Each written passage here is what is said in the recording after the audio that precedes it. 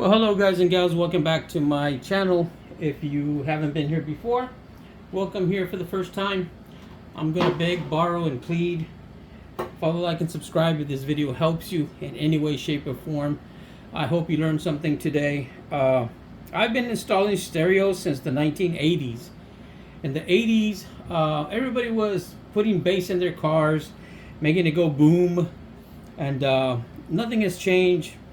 You know, well, it has. It's changed. I mean, you don't hear it so much now in the streets as you used to. But if you go into the hood, yes, you do. I'm from San Antonio, and I used to have a shop that would install these things. And I had professionals install it for me. So I'm not going to say I know everything about it, but I know the basics. And hopefully it helps you how to connect your stereo to your car. So I'm going to be talking a little bit about how to connect a regular stereo to an aftermarket stereo to the amplifiers. It's really simple. I think it's simple, but you need to know a few of the basics. Now, some people get into, the professionals, they get into real specifics on ohms, 4 ohms, 8 ohms, and all this other stuff. Look at their videos. They know what they're talking about. You people that are professionals and want to get on here and troll me, don't do it. I'll just delete your videos. You're wasting your time. I'm going to delete you, or your comments, that is. If it's negative, I don't need you here. This is for the person that doesn't have the money to pay you, professionals, to install it. This is for people that bought this on Facebook Marketplace, or they bought it somewhere from a buddy and they want to know how to install it. That's what I'm helping. Those are the people that I'm helping. All you other trolls, get the hell out of my station. But the rest of you that want to learn something, here we go. So first we're going to start with the stereo itself, the head unit itself.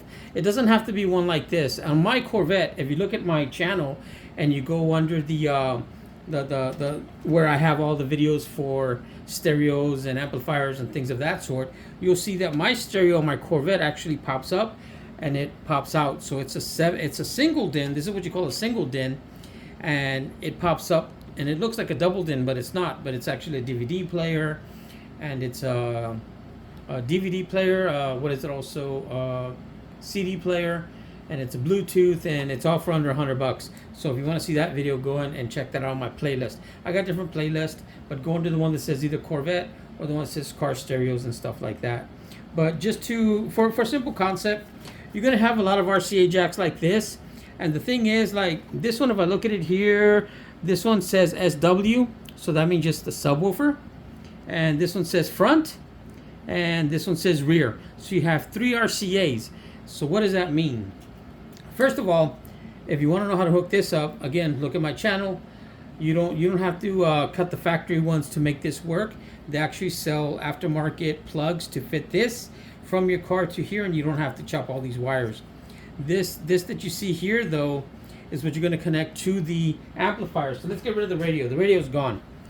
So this is a subwoofer amplifier, and this is a 2-channel amplifier. Now they do have 4-channel amplifiers for 4 speakers. Okay, this here is for 2 speakers. This here is for 1 speaker. This is going to be for your subwoofer. So if you got a 12, a 10, or a 15, you're going to use this amplifier there. Now I'm going to show you how to hook that up. So first of all, you're going to have to do a couple of things here. This is different from the other one that's over here. They're different. What I mean by that, this is going to be the same though. You have your ground, so that's black, and I suggest that you hook this up to the ground of the car. Don't hook this up to a ground of the stereo or somewhere underneath the dash that's black. No. Actually run a black wire, a thick one, and make it go to the car, somewhere in the car. And if you don't have one that's close by, go ahead and drill a hole, put a screw through there, and then ground this to that. Again, a lot of pros aren't going to like that, but I've been doing this since 1980. Never had a fire, never had problems, nothing's ever gone bad. It works. Now this is REM, that means remote. So do you know that on some of your stereos, I got to bring this one back. On some of your stereos, not this one because it's a cheap stereo, but on some of the stereos, you'll have a wire that says antenna. Now that antenna only gets power when you turn the radio on. When you turn the ignition on, it gives power to that specific wire, the antenna. So the antenna is going to run to the REM. You're going to run the antenna to the remote.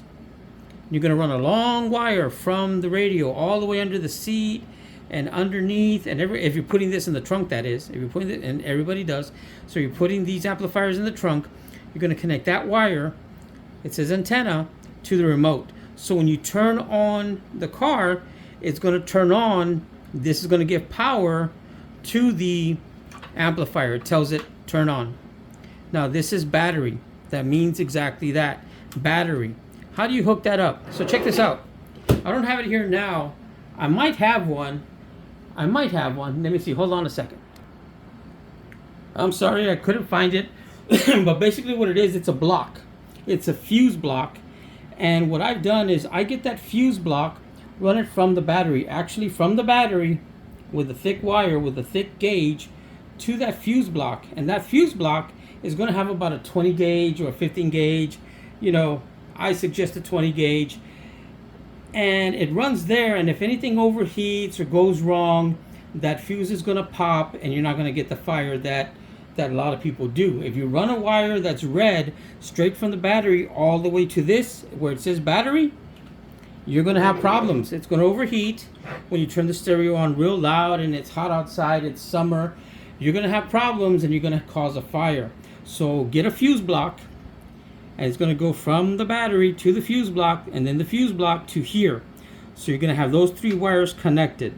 Now, the next thing you're going to see here, speaker out. You see how it has just negative and positive? That means this is just for a subwoofer. That's it. And I'm going to show you the difference. Over here, you have a shitload of wires all together. So what I showed you over here in this speaker, which is the ground and the remote and the 12 positive, this is kind of in reverse here. This is 12, this is the battery, doesn't say battery, it says 12 volt, then it says remote, and then it says ground. The ground is going to go to the car. Remember, we talked about that. So the only difference here is you got a left channel and a right channel, so you can connect two speakers. This is going to be something that I would connect to two 6x9s. So I would connect two 6x9s to this. The left right on the left side, the left right, or positive negative, sorry, positive negative on the left side, positive negative on the right side. So this is going to be a 2-channel. Now, if you were to want to make this a subwoofer, you can. It says right here mono, M-O-N-O. Mono means uno in Spanish. Okay, uno means one. So you would connect this here positive and the negative here, and this would go straight out to the subwoofer, and you're going to get the full 800 watts. Even though this is a bigger amp, it says 800 watts, this is a smaller amp, but it's 3000 watts. That's why this is for the subwoofer, and this is going to be for the 2-channel. There's some amplifiers that have 4-channel, and it'll be 2 to the front speakers, to the left and the right, the doors, and then 2 to the rear, to the 6x9s. But I like to have 3 amplifiers. When you have 3 amplifiers, you can adjust what you call the gains. So these are the gains. This is when you're going to put, you know, lower, higher, whatever, you know, how many megahertz, more bass, hard bass, off and on. You know, you're going to have, that's a whole different video, a whole different animal. We're not doing that today, but that's what that is. Now, if you look at this, it says line input, and this is line output. So I'm not going to get into too much of that. Let the pros do that. I like to run 3 separate ones. Some people will run a line input and then line output, and they'll run this output into the bass input right here, and that's his line out. But I wouldn't do that. I don't do that. What I would do is run 3 separate, not 4. I would run 3 separate lines. Remember what we said earlier, this is the subwoofer, so I would run this line dedicated only to this one. Then I would run this line that runs to the rear 6x9 speakers, dedicated to this one only. Then I would run this one to another amplifier that would go to the front one. Why would I do that? Because I've learned over experience that when you have your highs, mids, and lows, those are the 3 things that make a really great stereo. You want your highs to hit, pss, pss, pss, pss, pss. You want your lows to hit, boom, boom, boom, of course. And then you want your mids to hit, which is going to be your voice, your guitars, and things of that sort. So by having 3 amplifiers, you're going to get the best of each speaker. If you try to mix in a 4-channel with the front and then with the rear, how are you going to adjust the gains? Think about that. If you adjust the gain on the amp, it's going to adjust the gain for the high pitch, right? And for the mids. So I know I'm making, crazy sounds, but I don't like that. Okay? I don't like that. I'd rather have 3 amplifiers straight away with 3 different connections. Now, I don't know if you noticed, one of these has something different. One of these is not like the other. You remember that when you were a kid? So what you see here is this right here. It says remote. Okay, this doesn't have it. This one here, if you were to make this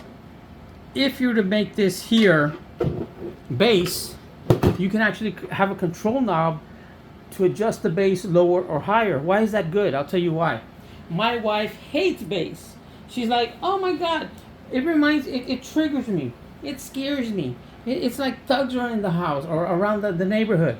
So I would turn down the bass for her, and she doesn't hear the bass. That's what the knob is for. You turn down the bass, turn up the bass. Okay? So, that being said, this here, if it's for the subwoofer, red and white would come out, and it would go into the input of this right here. Input. Right here. Input. White and red. Input. I'm not going to use the output. Some people do. I don't. That's pretty much it, guys. I've taken up a lot of your time, but thank you for watching this video. Please, please, please follow, like, and subscribe. Look at my other videos that I have on there. Check them out. I hope you like them. I'm trying to grow this channel. This is my retirement money, so I beg and plead, please hit like and just say something. Say, hey, it helped me. No, you suck. You can say that, but you don't got to get all into it. If you put a really bad comment, I'm gonna, take it out. But if you say, dude, I didn't like it, I didn't learn anything, you can say that. But other than that, I don't want to waste more of your time. I hope this helps. If you've got any questions on how to hook this stuff up, feel free to text me or comment, and I will get back to you. If you look at my other videos, I do check this on a daily basis. I will return your messages. Thank you, guys. Best of luck to you. Godspeed. Let's get some bass.